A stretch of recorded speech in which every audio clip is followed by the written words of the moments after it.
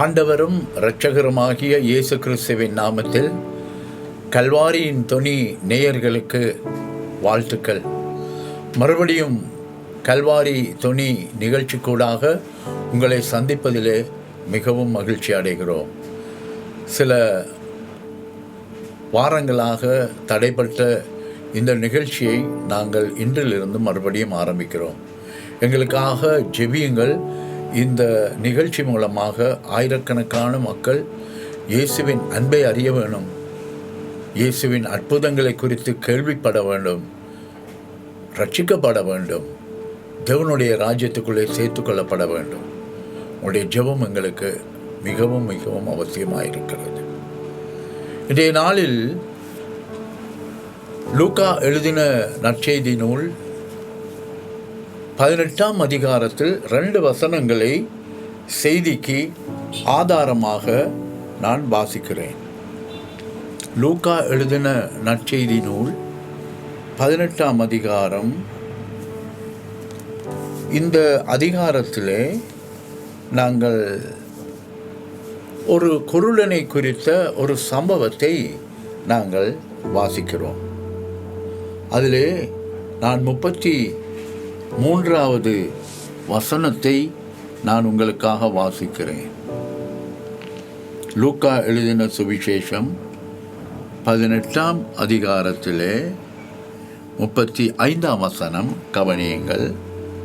பின்பு அவர் எரிகோவுக்கு சமீபமாய் வரும்போது ஒரு குருடன் வழி அருகே உட்கார்ந்து பிச்சை கேட்டுக்கொண்டிருந்தான். மறுபடியும் இதே அதிகாரத்தில் கடைசி வசனத்தை வாசிக்கிறேன். உடனே அவன் பார்வை அடைந்து தேவனை மகிமைப்படுத்தி கொண்டே அவருக்கு பின் சென்றான். ஜனங்கள் எல்லாரும் அதை கண்டு தேவனை புகழ்ந்தார்கள். தகப்பனே, இந்த வார்த்தைகளில் ஆழத்தில் மறைந்திருக்கிற ரகசியங்களை நாங்கள் அறிந்து கொண்டு அந்த வார்த்தைக்கு எங்களை ஒப்பு கொடுக்க கிருபை தாரும். செய்தி கேட்கிறவருடைய வாழ்க்கையிலும் இன்றைக்கு அற்புதங்கள் நடக்க வேண்டும் என்று இயேசுவின் நாமத்தில் ஜெபிக்கிறேன். ஆமென். இன்றிலிருந்து அடுத்து சில வெள்ளிக்கிழமை நிகழ்ச்சியில்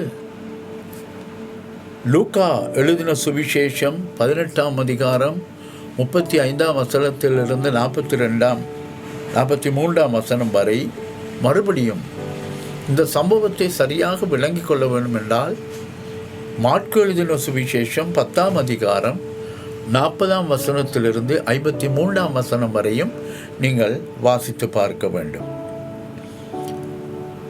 லூக்கா எழுதும் பொழுது ஒரு குருடன் என்று எழுதியிருக்கிறார்.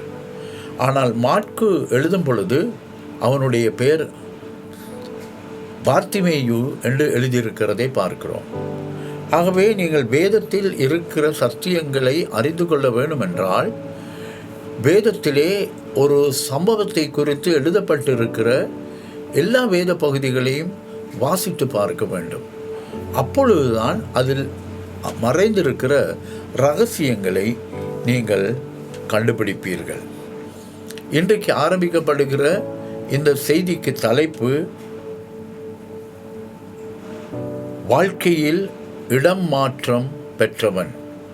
வாழ்க்கையில் இடம் மாற்றம் பெற்றவன் என்ற தலைப்பில் நீங்கள் தொடர்ந்து சில வாரங்களுக்கு செய்தி கேட்பீர்கள். கடந்து செல்கின்றார், இயேசுவை நிறுத்துங்கள், உங்கள் குரலை கேட்டிடுவார், உங்கள் குறைகளை நீக்கிடுவார். கடந்து செல்கின்றார், இயேசுவை நிறுத்துங்கள், உங்கள் குரலை கேட்டிடுவார், உங்கள் குறைகளை நீக்கிடுவார். அன்பானவர்களே, இந்த வேத பகுதியிலே இயேசு செய்த பெரிய அற்புதம் ஒன்றை நாங்கள் வாசிக்கிறோம்.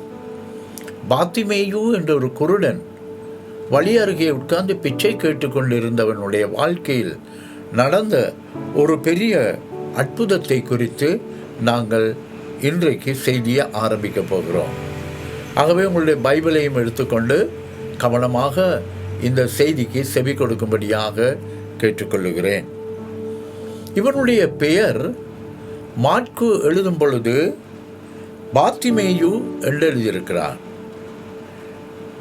பார்த்திமேயு என்றால் அழகான ஒரு அர்த்தமுள்ள ஒரு பெயர் உண்டு. பார் என்றால் சன் ஆஃப் என்று ஆங்கிலத்தில் சொல்லலாம். பார் மகனாகிய, யாரோ ஒருவனுடைய மகனாகிய. இரண்டாவது டிமியோஸ் என்று பெயர். பார் என்றால் மகனாகிய, பார்த்திமேயு என்றால் 3 அர்த்தங்கள் அடங்கின ஒரு அழகான பெயர் தான் இது. டிமியோஸ் என்றால் முதலாவது, பார்த்திமேயு என்ற பெயருக்கு ஒரு அர்த்தம் இருக்கிறது, மேன்மை உள்ளவன் என்று அர்த்தமாகும். ஆனால் ரோட்டோரமாக உட்கார்ந்து யாசகம் பெற்றுக்கொண்டிருக்கிறான். மேன்மை உள்ளவன், ஆங்கிலத்திலே ஆனரபிள் என்று சொல்லுவோம். இரண்டாவது பெருமதி உள்ளவன் என்றும் அர்த்தமாகும், வேல்யூட் பர்சன். மூன்றாவது விலையேற பெற்றவன் என்று அர்த்தமாகும், எக்ஸ்பென்சிவ், ஹைலி பிரைஸ்ட் என்று சொல்லலாம். 3 அழகான அர்த்தமுள்ள ஒருவன் தான் இந்த பார்த்திமேயு. மேன்மை உள்ளவன், பெருமதியுள்ளவன், விலையேற பெற்றவன். ஆனால் இவனுடைய வாழ்க்கை என்ன? வீதியோரமாக உட்கார்ந்து கொண்டு ஒவ்வொரு நாளும் அம்மா பசிக்குதே, தாயே பசிக்குதே. அவனுக்கு கண்ணும் தெரியாது, குருடன். அங்கே இருந்த அந்த பேணியிலே சத்தம் கேட்கும் பொழுது அது அவனுடைய மனதை குளிர பண்ணும். அந்த காசை தான் அவன் எடுத்துக்கொண்டு தன்னுடைய குடும்ப செலவுக்கு பயன்படுத்தி இருக்கிறான். அர்த்தமுள்ள அழகான பெயருடையவனாய் இருந்தாலும் வீதியிலே மற்றவர்களுடைய ஏதோ கிடைக்குமே என்று எதிர்பார்த்து கையேந்தி வாழ்ந்தவன் தான் இந்த பார்த்திமேயு. பெயருக்கு அழகான அர்த்தம் இருந்தாலும் வாழ்க்கையிலே அர்த்தமில்லாதவனாக வாழ்ந்தான். நீங்களும் அப்படியா? உங்களுக்கு நீங்கள் பிறந்த பொழுது உங்களுக்கு பெற்றோர்கள் அழகான பெயர்களை வைத்து விட்டார்களா? ஆனால் பெயர்களுக்கும் உங்களுக்கும் சம்பந்தமில்லாமல் வாழ்ந்து கொண்டிருக்கிறீர்களா? உங்களையும் இயேசு கிறிஸ்து மாற்ற வல்லவராயிருக்கிறார். எப்படிப்பட்டவனாய் இருந்தாலும் வாழ்க்கையை மாற்றக்கூடியவர் இயேசு ஆகிய தெய்வம் ஒருவர் மட்டும்தான். அவர் மதம் மாற்றுகிறவர் அல்ல. உங்களுடைய வாழ்க்கையில் ஒரு மாற்றத்தை உண்டாக்கக்கூடியவர் இயேசு கிறிஸ்து ஒருவர் மட்டும்தான் என்று நான் மறுபடியும் உறுதியாக சொல்லுகிறேன். இயேசுவை நம்புங்கள், அவரிடத்தில் வாருங்கள். உங்களுடைய வாழ்க்கையிலே ஒரு பெரிய இடமாற்றத்தை அவர் உண்டாக்குவார். ஆகவே இந்த செய்தியை தொடர்ந்து நீங்கள் கேளுங்கள். பெயருக்கு எப்படிப்பட்ட அர்த்தங்கள் இருந்தாலும் இயேசு வாழ்க்கைக்குள் வராவிட்டால் உங்களுடைய வாழ்க்கையிலே ஒன்றுமே நடக்காது. ஆகவே இயேசு கிறிஸ்து தயவு பாராட்டி எங்களுடைய வாழ்க்கையை தொட்டால் மட்டும்தான் எங்களுடைய வாழ்க்கையிலே ஒரு மாற்றம் உண்டாகும். அருமையானவர்களே, இந்த வார்த்தைக்கு உங்களை ஒப்புக் கொடுக்க போகிறேன். ஜெபிப்போமா? எங்களை அதிகமாய் நேசிக்கிற எங்கள் அன்பின் பரலோக பிதாவே, நல்ல அழகான அர்த்தமுள்ள ஒரு பெயருள்ளவனாக இந்த பார்த்திமேயு இருந்தாலும் வீதியோரமாக உட்கார்ந்து பிச்சை எடுத்து கொண்டிருந்த வாழ்க்கையை நீர் மாற்றினீர்.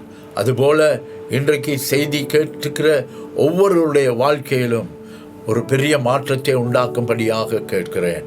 அழகான பெயர்கள் இருந்தாலும் அலங்கோலமான வாழ்க்கையை வாழ்ந்து கொண்டிருக்கிற ஒவ்வொருடைய வாழ்க்கையின் ஒரு அழகான காரியத்தை நீர் செய்யும்படியாக ஜெபிக்கிறேன். ஆண்டவரே, ஒவ்வொருவரையும் உமக்கு ஒப்புக் கொடுக்கிறேன். நீர் ஆசீர்வதியும், ஒரு அற்புதத்தை செய்தரும். இயேசு கிறிஸ்துவின் நாமத்தில் தாழ்மையாய் கேட்டுக்கொள்கிறேன். ஆமேன், ஆமேன். கர்த்தர் உங்களை ஆசீர்வதிப்பாராக. தொடர்ந்து அடுத்த வெள்ளிக்கிழமை இந்த செய்தியின் 2ஆம் பாகத்தை நீங்கள் கேட்கலாம். ஆமேன்.